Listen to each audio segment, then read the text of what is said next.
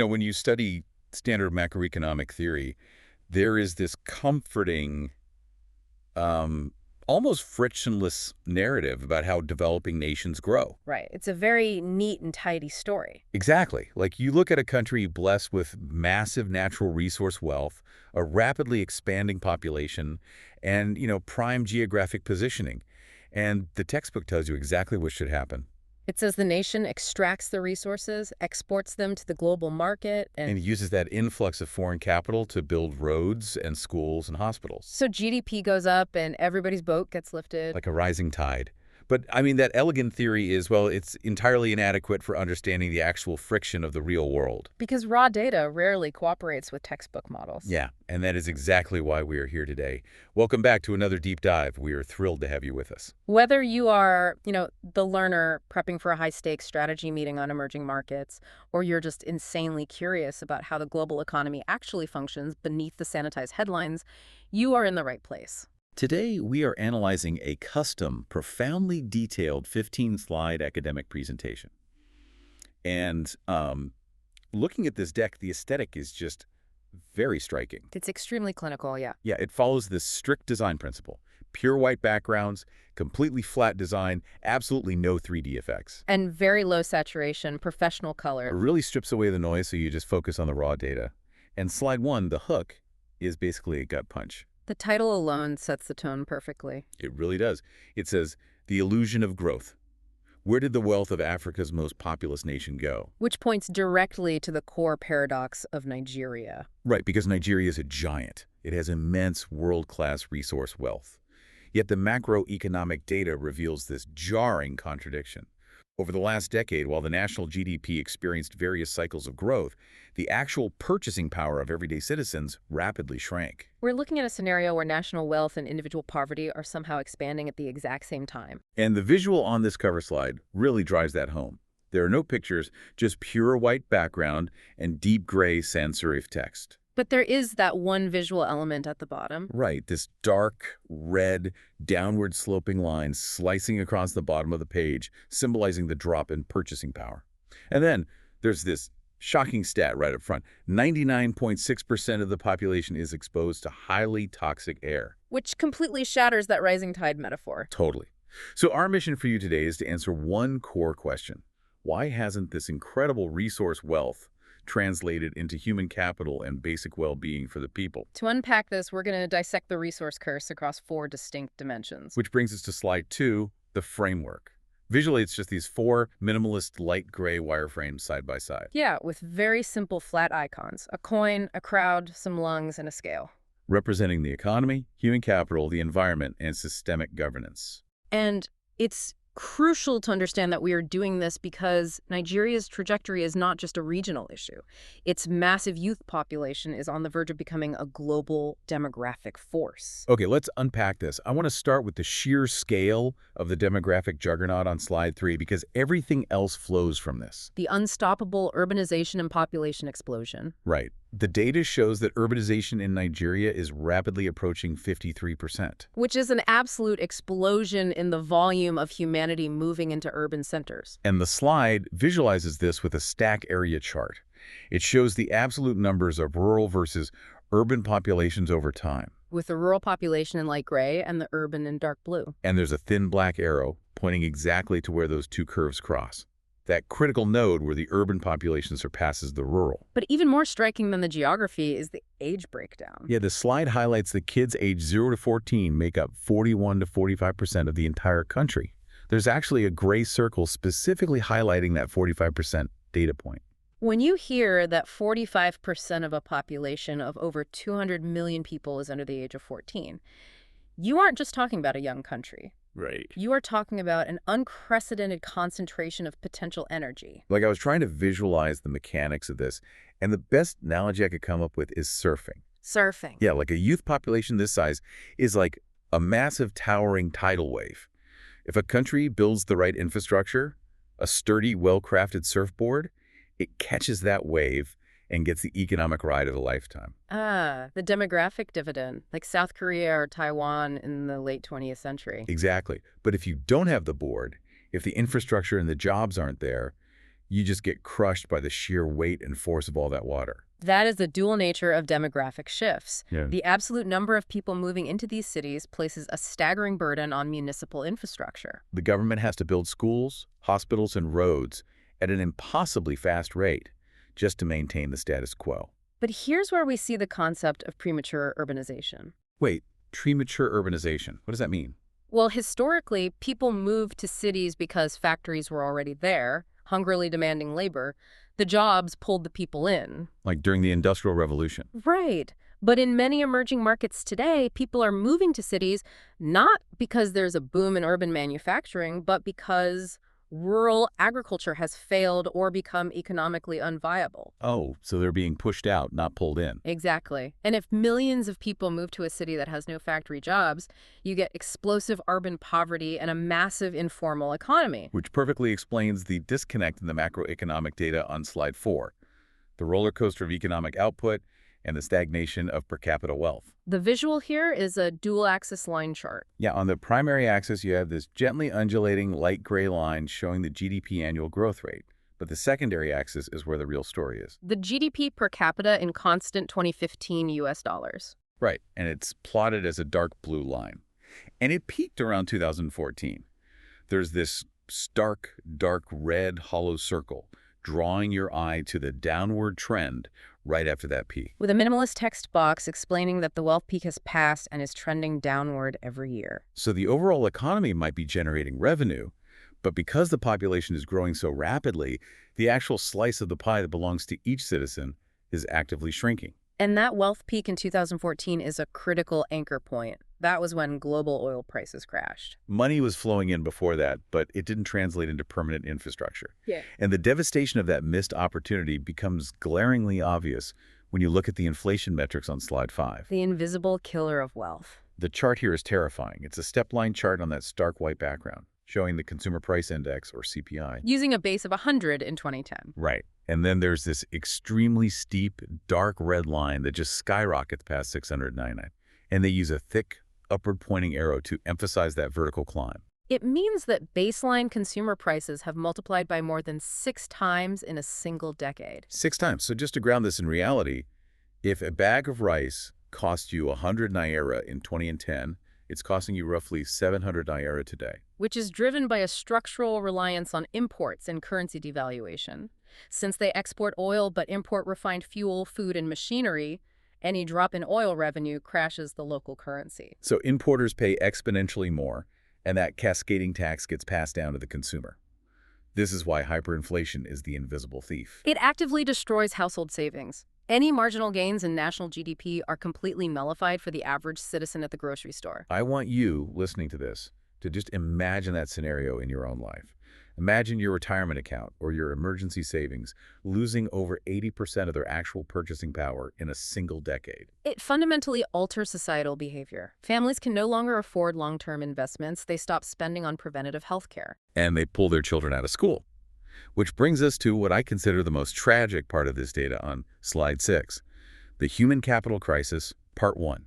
The absence of basic education, or what analysts label learning poverty. The visual here is a waffle chart, just 100 minimal little squares representing the youth population. And the visual impact is really heavy. Yeah, the squares representing kids who are entirely out of school or who are in school but failing to meet minimum reading standards. Yeah. They're filled in this dark gray. While the kids actually meeting the standard are just a few light blue squares. The text notes that the massive youth base is failing to translate into a high-quality labor force. I mean, imagine millions of kids sitting in a classroom, but they cannot read or comprehend basic texts. Being physically present in a cinder block school building is not the same thing as acquiring human capital. If a child emerges unable to read a basic instruction manual, they have been denied the fundamental tools of economic mobility. And before we even talk about education, we have to look at baseline survival on slide 7. The human capital crisis, part 2, the high cost of life. The maternal and child mortality data. It uses a scatter plot with a trend line, showing the maternal mortality risk on the y-axis over the years on the x-axis. But what really stands out is the gray horizontal dash line. Yeah, that line represents the international safety standard threshold. And the data points for Nigeria are hovering far, far above that line. The absolute numbers remain devastating. Hundreds of thousands of child deaths and tens of thousands of maternal deaths annually. So mechanically, how does a country with billions in oil revenue fail to keep mothers and infants alive? It goes back to the core concept of a petrostate and the principal agent problem. Right. In a diversified economy, a government relies on taxing its citizens, so it has a vested interest in keeping them healthy and productive. But in a petrostate, the revenue comes directly from foreign oil companies. Wow, so the structural incentive to invest in a citizen's human capital is completely severed. Precisely. That wealth peak in 2014 was a missed opportunity to build rural clinics and hire qualified teachers. So the demographic dividend is being sabotaged at the starting line. The raw materials required to build that circuit board are being systematically degraded. And we haven't even touched on the physical environment they have to survive in, which brings us to slide 8. The ignored health killer. Extreme air pollution. This was the most visceral statistic in the entire data set for me. It really redefines how we measure health infrastructure. The visual here is a big number infographic. Right in the center, in massive dark gray text, it says 99.6%. That is the percentage of the population exposed to PM 2.5 concentrations exceeding the WHO interim target 2. Basically, the entire country is breathing highly toxic air.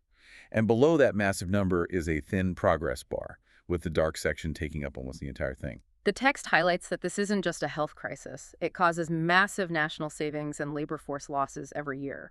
But I need you to explain this to me, because it feels counterintuitive. When I think of PM 2.5, I associate that with massive coal power plants or heavy industrial steel mills. But Nigeria doesn't have that level of heavy manufacturing. So where is all this toxic air physically coming from?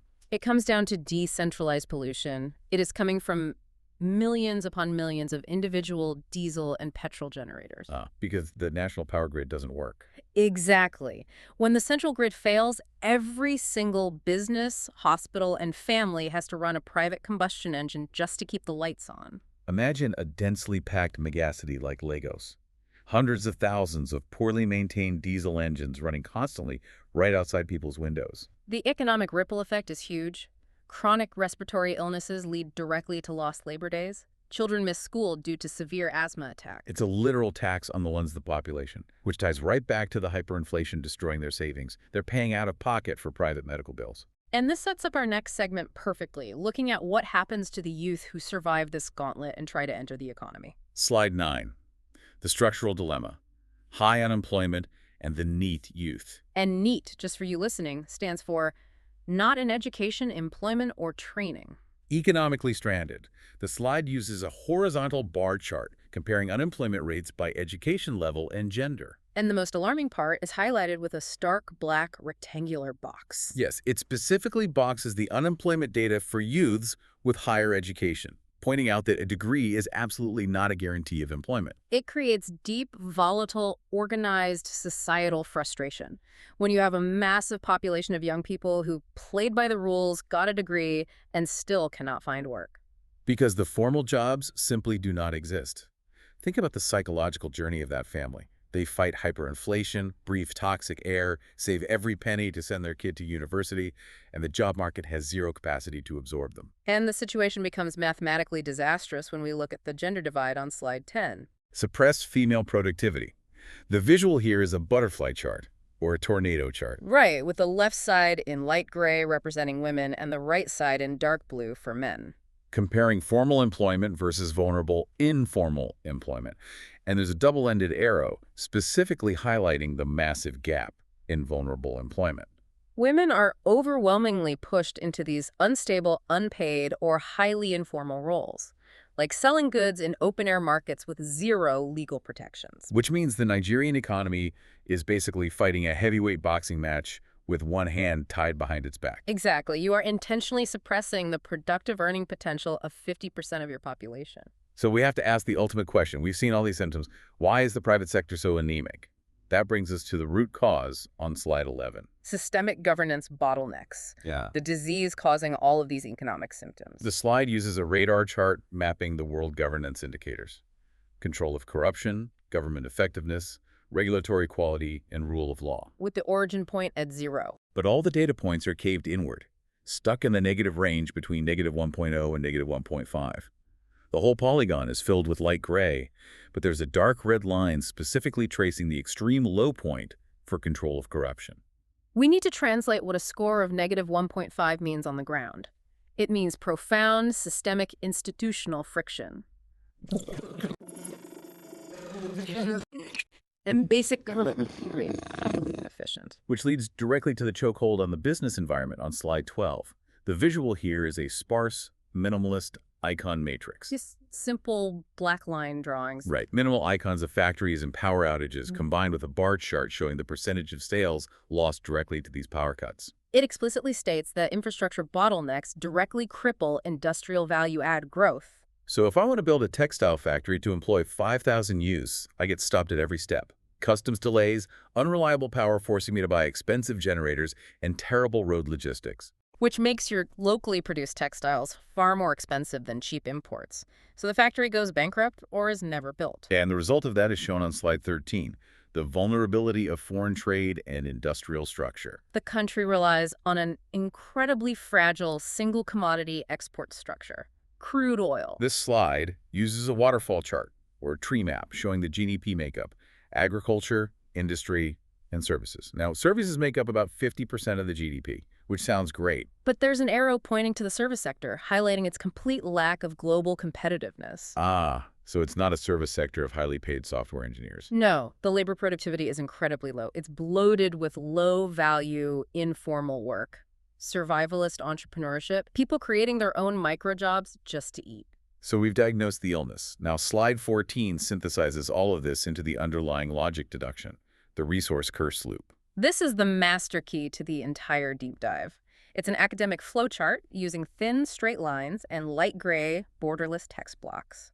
It shows how poor governance leads to a bad business environment and hyperinflation, which weakens the economy, preventing investment in health and education. Which leaves uneducated, unemployable youth breeding social instability. Which then feeds right back into poor governance. It's a complete doom loop. But there is a breakout point. Yes, there's a solid black circle drawn around the critical intervention nodes on the flowchart: institutional governance and controlling inflation. Which brings us to the final slide, slide 15, the conclusion. The giant ship at the crossroads. It's a very clean, minimalist layout with plenty of white space. 3 bullet points on the left summarizing the breakout strategy. Control inflation, improve governance, and aggressively invest in basic education and clean energy.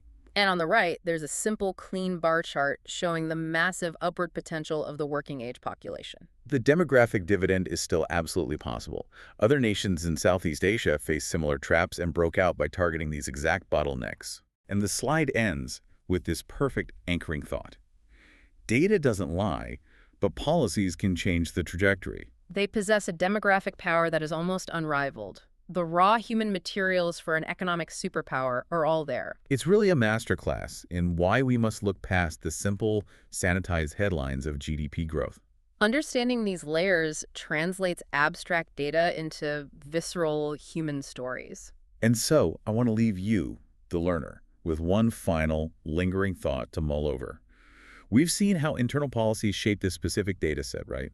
But think about the physics of this situation. The sheer scale of that youth population. Exactly. If this massive, energetic population of millions cannot find a productive outlet within their own national borders, what happens next? Human energy doesn't just evaporate. Right.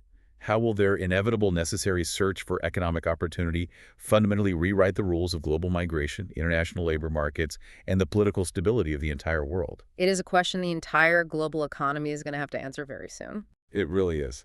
Thank you so much to our expert for helping us navigate and decode this dense, fascinating presentation today. It was an absolute pleasure. And thank you, the listener, for joining us on this deep dive. Stay curious, and we will see you next time.